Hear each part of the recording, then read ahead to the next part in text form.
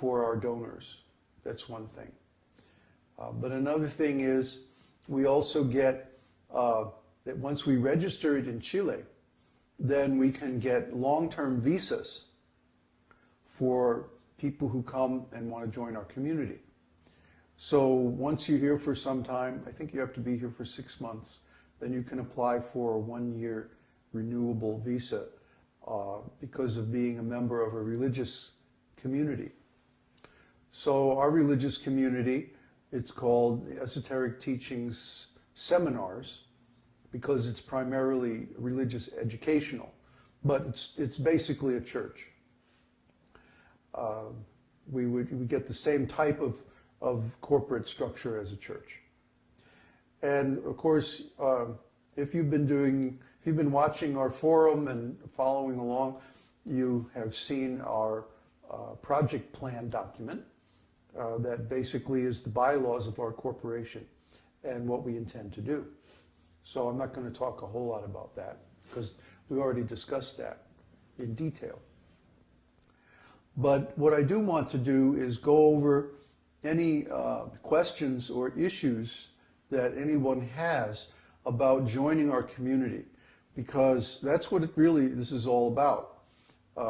We want to get through the changes that are coming in 2012 and around the time of 2012. And we want to have a viable basis for continuing the Vedic civilization afterwards. We expect there's going to be a lot of changes. So we want to find a place where we can pretty much hole up while everything else falls apart and keep everybody safe and also learn all the Vedic wisdom and apply it in our lives. And then afterwards, we can branch out and we can travel all over the world and we can preach to a bunch of people who are going to be really thirsty for this knowledge because they will have lost faith in the materialistic civilization.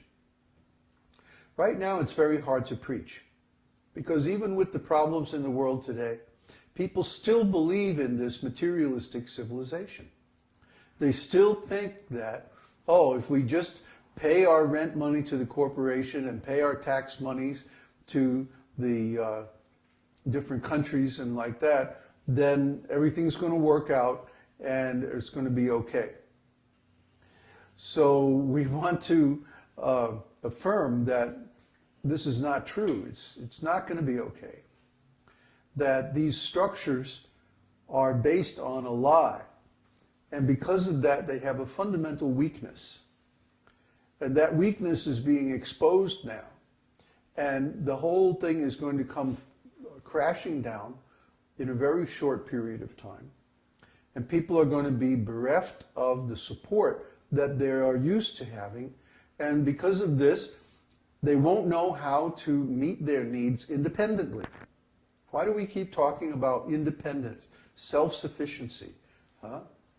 Because in our model, we are responsible for our condition. It's not that some corporation or some country or some organization or some group entity is responsible for our condition. We are responsible. And we find that when we perform devotional service activities and that we follow the principles of the Vedas, that actually God takes care of us. You know, and I want to draw a distinction between what we're doing and what other similar groups are doing. The other similar groups such as ISKCON, Gaudiya Math, and so on, they have a certain organizational model. First of all, they have basically a dictatorship. They have an in-group that's completely in charge and dominates all the other members of the group. And the members of the group that aren't in the in-group really basically have nothing to say about how the group is organized. Well, our group is not like that. We have a management body, an executive body.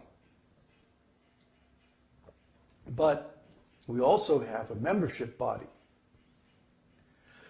And so the membership body gets reports regularly from the executive body. And if the executive body messes up, guess what? The membership body can vote to dissolve the executive body and elect a new one. You don't have that in any other Vaishnava organization. That's only in our organization. Because if the executive body does not serve the needs of the members, well, what's the use of it? In these other groups, the executive body, they basically serve themselves and they exploit the members. And we don't like this. We don't think this is right. So we have turned the whole thing upside down. Actually, this is what Prabhupada wanted. For example, in ISKCON, Prabhupada said that the GBC, the Governing Board Commission, should be elected by the temple presidents. The temple presidents are the ones who are responsible for the individual temples. And that they should serve 3-year terms. And after they've served 2 terms in a row, then they have to go out of the GBC for at least one more 3-year period before they can be reelected back. And the only way this could be changed would be during an emergency if there were no experienced members on the GBC and they had a lot of new people. So they had to keep a few older members on for continuity. That's the only way that could be changed. This is a very good arrangement. But guess what? The leaders of ISKCON didn't follow it. So what use is having nice instructions from a spiritual master if you don't follow them? So this is what we're going to do. We're going to have the people who are on the executive committee, they have to go through the qualifications in the university. If you don't pass your Bhakti Shastri and your Bhakti Vaibhava degree course, you can't be on the executive body. Sorry. You have to be qualified. So first of all, someone has to go through their university process before they can be a leader in our group. Second of all, they have to be approved by the existing executive body unanimously. Unanimously, by consensus. See? So that way there can't be politics. Oh, we're going to get our buddy on the board. No. No. There has to be unanimous. If it's not unanimous, then it's not going to happen. And third, like I said, if the membership body feels that the executive body is not serving the best interest of the whole community, they can dissolve it and start a new one. That's our system. Okay? In other groups, the group is supported by selling something, like books or, well, they sell all kinds of stuff. Baseball caps, records, and I don't mean records of devotional chanting. They sell like ordinary records, you know, pop records. Well, who knows? All kinds of nonsense they sell. And sometimes it involves fraud.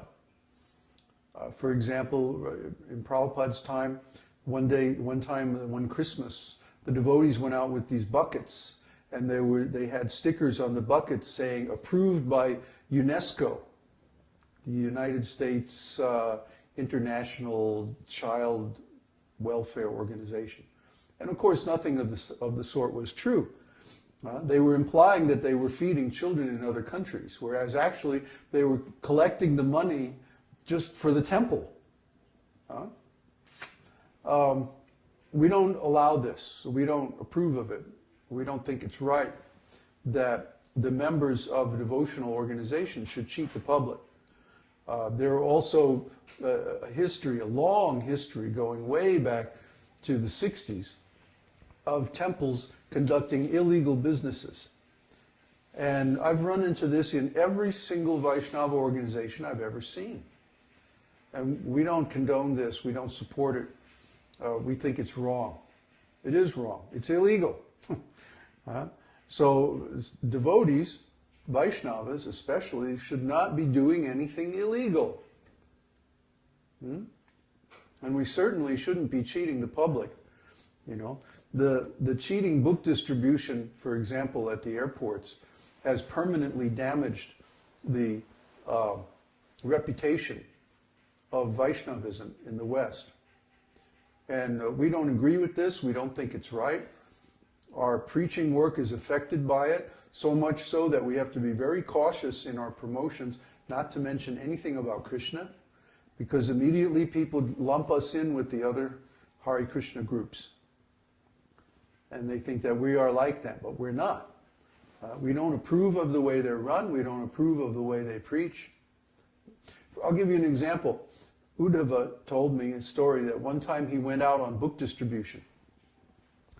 And he was trying to sell books, about Krishna to people. This is in Mexico City, I think, right?